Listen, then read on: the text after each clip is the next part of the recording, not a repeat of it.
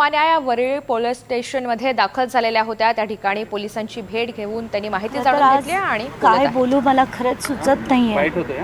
पुन्हा एक छोट्याशा लेकीचा जीव गेलाय आणि काय काय न्याय कशाला म्हणू मला तेच कळत नाहीये।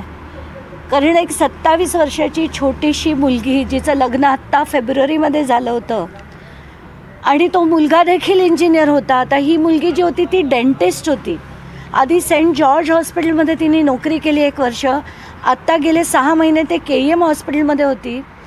आणि मी तिच्या दोन्ही कलिग्स ज्या होत्या, डॉक्टर प्रणाली म्हणून, तिच्याशी देखील मी बोलले। त्या दोघींचं असं म्हणणं होतं की ही साधी म्हणजे खूप साधी होती, पण ती खूप स्ट्रॉंग होती। आत्महत्या करेल अशी बिलकुल ती मुलगी नव्हती। आणि आज आईवडिलांची परिस्थिती काय, इतके ते काल त्यांना संध्याकाळी 6:45च्या आसपास ही जेव्हा कळालं, ते बीडमध्ये एका लग्नात होते, तिथून ते पूर्ण रात्र हे करून वरळी पोलीस स्टेशनमध्ये आले। आणि त्याच्या आधी त्यांना आज मुलीला अशा अवस्थेत नायर हॉस्पिटलमध्ये बघावं लागलं। काय बोलावं मला कळत नाही आहे। थोडंसं पोलीस स्टेशनमध्ये आज आता FIR व्हायला थोडा वेळ लागला, कारण आधी त्या एका स्टेटमेंटमध्ये तिने आत्महत्या केली असं लिहिलं होतं। तर वडिलांचं म्हणणं होतं नाही, आम्हाला माहीत नाही तिने आत्महत्या केली की तिचा घात केला। तर आत्ताचे ACP जे आले ते अतिशय चांगले आणि अंडरस्टँडिंग होते। त्यांनी ताबडतोब, मी त्यांना इन्सिस्ट केलं की तुम्ही हे करेक्शन करा, तर त्यांनी ताबडतोब ते करेक्शन करून त्याच्यात आत्ताच्या घटनेला हा जो FIR आहे तो सेक्शन 108, 85, 352 आणि 351चा 2, म्हणजे आत्ताच्या घटनेला त्यांनी जरी तो आत्महत्या करण्यास प्रवृत्त केलं असा जरी केला असेल तरी तो FIR जो आहे तर त्यांचं असं म्हणणं आहे की आता याच्यानंतर पोस्टमॉर्टम होईल आणि त्याच्यात जर कळलं की ते घात झाला असेल तर आम्हाला तो ताबडतोब आम्ही सप्लिमेंटरी FIR करून 302चा गुन्हा करू असं त्यांनी आता आश्वासन दिलं आहे। आणि ते फॅक्ट आहेत जे मी 2 गव्हर्मेंटचे PPs आहेत त्यांच्याबरोबर देखील कन्फर्म केलं आहे। तर खूपच हे म्हणजे डोकं सुन्न करणाऱ्या गोष्टी होत आहेत महाराष्ट्रात। आणि कुठेतरी असं वाटतं आहे की अशी जी लोकं आहेत यांना काय म्हणायचं, शिक्षा झाली पाहिजे, पुन्हा पुन्हा आपण तेच तेच तेच तेच बोलतो आहे। पण तरी एकानंतर एक आधी वैष्णवी झाली, मग संपदा झाली, संपदा देखील बीडचीच होती आणि आज ही गौरी देखील बीडचीच आहे। आणि दोघींनाही आईवडिलांनी काबाड कष्ट करून उच्च शिक्षित केलं आणि त्यानंतर हे जर सगळं होत असेल तर लोकांना ना खरंच ही मानसिकता आपण बदलण्यासाठी काहीतरी प्रयत्न करणं फार फार फार गरजेचं आहे। मला पुढे काय बोलावं सुचत नाही आहे, पण ती एवढी स्ट्रॉंग मुलगी होती, तिने आत्महत्या केली असं वाटत नसेल।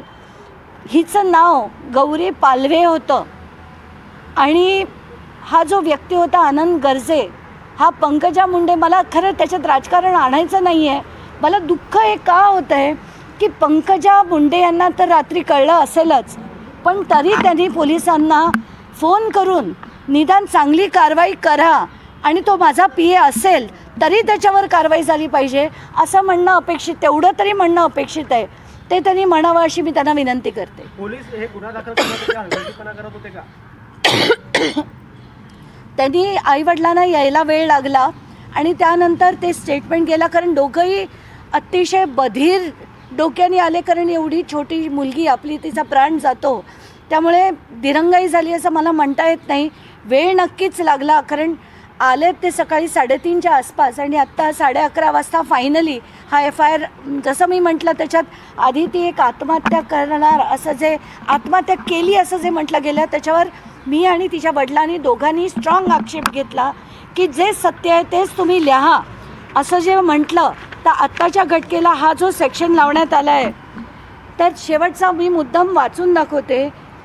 आनंद गर्जे यांनी बहीण शीतल भगवान गर्जे, आता हे पण मुद्दाम सांगते, त्याची जी बहीण होती शीतल आंधळे, तिचं आईचं आणि वडिलांचं दोघांचं असं म्हणणं आहे की जेव्हा ही गौरी तिच्या नंदेला सांगायची तर नणंद म्हणायची तुला नांदायचं आहे तर नांद, नाही तर आम्ही त्याचं दुसरं लग्न करून घेऊ। हे काय लोक बोलतात, का अशी बोलतात, का असं वागतात?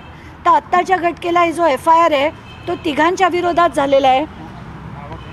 त्यांची नावं आहेत मृत तिचा पती आनंद भगवान गर्जे, बहीण शीतल भगवान गर्जे आंधळे, त्यांचं आडनाव आता आंधळे आहे. दीर अजय भगवान गर्जे हे जबाबदार असून जावई आनंद गर्जे याबाबत आनंद गर्जे हा गौरी हिने आत्महत्या केल्याचं सांगत असला तरी त्यामध्ये खरंच आत्महत्या आहे की घातपात आहे याबाबत माझी मुलगी गौरी हिच्या आत्महत्येच्या कायदेशीर तपास होऊन सत्य बाहेर येण्याचा तपास होऊन मला न्याय मिळवून द्यावा व वरील 3 लोकांविरुद्ध माझी कायदेशीर तक्रार आहे. तर आधीच नुसतंच अजय तर आधी सुरुवातीला नुसतंच त्यांनी म्हटलं होतं की आम्ही ती आत्महत्या केली आहे असं ते वडिलांचं स्टेटमेंट घेत होते. त्याच्यावर हा आक्षेप घेऊन आता हे आहे का घातपात आहे या सगळ्या गोष्टींचा तपास झाला पाहिजे ही आमची मागणी होती. तीच आता रेकॉर्ड केली आहे आणि त्याप्रमाणे आता FIR झाली.